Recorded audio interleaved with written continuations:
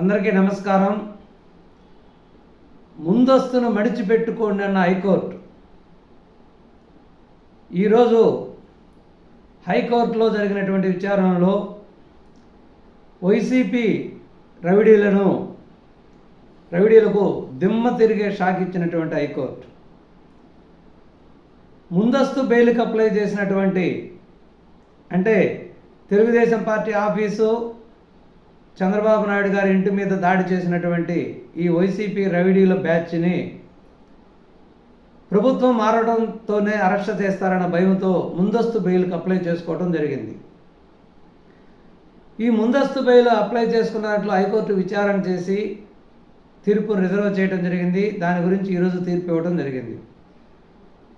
ఎందుకంటే మొట్టమొదటిగా జోగి రమేష్ గురించి కానీ తీసుకున్నట్లయితే, జోగి రమేష్ చంద్రబాబు నాయుడు గారి ఇంటి మీద భారీ ఎత్తున జనాలను వేసుకొని కార్లతో ర్యాలీగా పోయి చంద్రబాబు నాయుడు గారి ఇంటి మీద దాడి చేయడానికి పోయాడు. అక్కడ అడ్డొచ్చిన తెలుగుదేశం పార్టీ నాయకుల్ని, కార్యకర్తలని మీద రాళ్ల దాడి, కర్రలతో కొట్టడం చేయడం జరిగింది. జరిగి వాళ్ళ మీద కేసు పెడితే తిరిగి ఎవరైతే గాయపడ్డారో బాధితుల మీదనే తిరిగి కేసు పెట్టడం, వాళ్ళ మీద తేలికైన కేసులు పెట్టడం జరిగింది. అప్పుడు దీని గురించి ప్రభుత్వం మారిన తర్వాత అధికారులు కేసు పెట్టి జోగి రమేష్ మీద విచారణకు పిలవడం జరిగింది. విచారణగా సహకరించకుండా విచారణను దాటవేస్తూ ముందస్తు బెయిల్కి అప్లై చేసుకోవడం జరిగింది.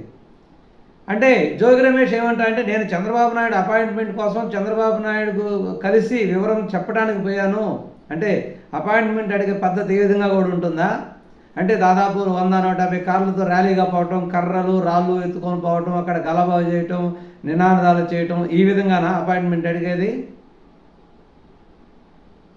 కాబట్టి ఆ కేసులో అరెస్ట్ చేస్తారనే భయంతో ముందస్తు బెయిల్కి అప్లై చేయడం జరిగింది.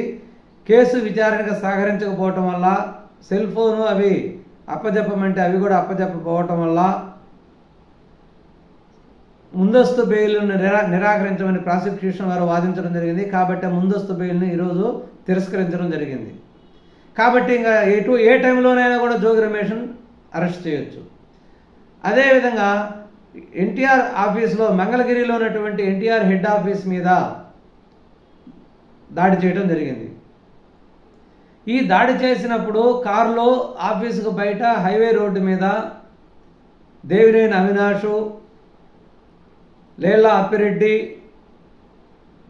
తలశిల రఘురాం, నందిగాం సురేష్ వీళ్ళందరూ కూడా కారులో కూర్చొని ఈ దాడిని పర్యవేక్షించినారని చెప్పి వాళ్ళ మీద అపవాదం కాదు, వాళ్ళు కూడా గొప్పగా చెప్పుకున్నారు. దాడి చేపించింది మేమేను, మమ్మల్ని అంటే మేము జగన్మోహన్ రెడ్డి కానీ మా పార్టీని కానీ విమర్శిస్తే మేము ఒప్పుకోము, ఎంతకైనా తెగిస్తామని వాళ్ళే ప్రకటించుకోవడం జరిగింది. కాబట్టి వాళ్ళు కూడా ఇప్పుడు ప్రభుత్వం మారడంతో అరెస్ట్ చేస్తారనే భయంతో ముందస్తు బెయిల్కి, అంటే ఎప్పుడైతే డిపార్ట్మెంట్ వాళ్ళు విచారణ ఆదేశించి విచారణ కొనసాగిస్తున్నారో అరెస్టు చేస్తారనే భయంతో ముందస్తు బెయిల్కి అప్లై చేయడం జరిగింది. దాని పూర్వపరాలు పరిశీలించిన తర్వాత ముందస్తు బెయిల్ తిరస్కరించడం జరిగింది. ఎప్పుడైతే హైకోర్టు ముందస్తు బెయిల్ తిరస్కరించిందో పోలీసులు అరెస్ట్ చేస్తారనే భయంతో ఈ నాయకులందరూ కూడా ఎక్కడికక్కడే పరారు కావడం జరిగింది. వాళ్ళు ఎక్కడున్నారో ఇప్పుడు ఎవరికి తెలియదు, పరారు కావడం జరిగింది. కాబట్టి ఈ విధంగా వాళ్ళు ప్రభుత్వం చేతిలో ఉందని హద్దు మీరి ఒక రౌడీల మాదిరిగా చేస్తే ఎప్పుడూ ఒకే విధంగా ఉండదు కాలం. ఇప్పుడు ప్రభుత్వం మారిన తర్వాత పరిస్థితి చూడు ఎలా వచ్చిందో. కాబట్టి తప్పు చేసిన వారు ఎప్పుడైనా కూడా శిక్షింపబడాలి అనే ఉద్దేశంతో వాళ్ళ మీద ఎటువంటి కక్ష సాధింపు చర్య లేకుండా పద్ధతి ప్రకారం అప్పుడే పెట్టినటువంటి కేసు మీద విచారణకు ఆదేశించడం జరిగింది.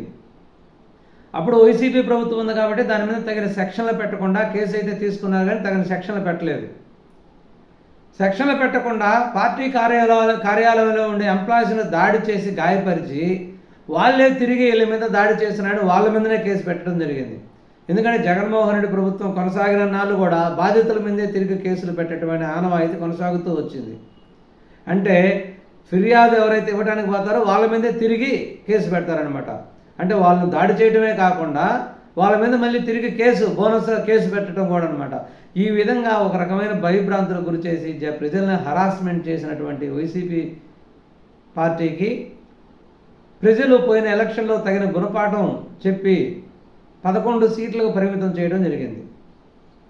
ఎప్పుడైతే ప్రభుత్వం మారిందో ఈ తప్పు చేసిన వాళ్ళందరూ గుండెల్లో రైళ్లు పరిగెత్తినాయి. ఈ రైళ్లు పరిగెత్తడం స్టార్ట్ అయింది.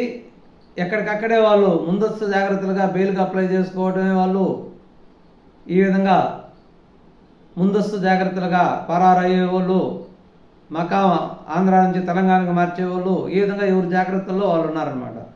ఎట్టకేలకు ఈ 2 కేసుల్లో ప్రభుత్వం విచారణకు ఆదేశించడం జరిగింది. ఈ విచారణకు ఎప్పుడైతే ఆదేశించారో అరెస్టు చేస్తారన్న భయంతో వీళ్ళు ముందస్తు బెయిల్కి అప్లై చేయడం జరిగింది. దాదాపు 10-15 రోజులు 1.5 నెలల పాటు విచారించి హైకోర్టు ఎట్టకేలకు దీన్ని తిరస్కరించడం జరిగింది.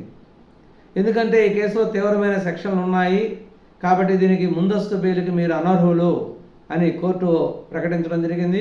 వాళ్ళు సుప్రీంకోర్టు పోయేదానికి ఒక 1 వారం రోజులు టైం ఇవ్వవు, అప్పటిదాకా ఎటువంటి అరెస్ట్ చేయకుండా మాకు భరోసా ఇవ్వమని అడిగినా కూడా దాన్ని హైకోర్టు తిరస్కరించడం జరిగింది.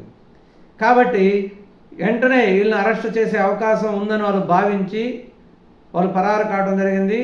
దాదాపు ఇప్పుడు పోలీసు వాళ్ళు నందిగాం సురేష్ ఇంటికి చుట్టుముట్టినారని కూడా అర్థమవుతుంది. పోలీసు వారు వస్తున్నారనే ఉద్దేశంతో నందిగాం సురేష్ కూడా అక్కడి నుంచి పరారు కావడం జరిగిందని తెలుస్తున్నది.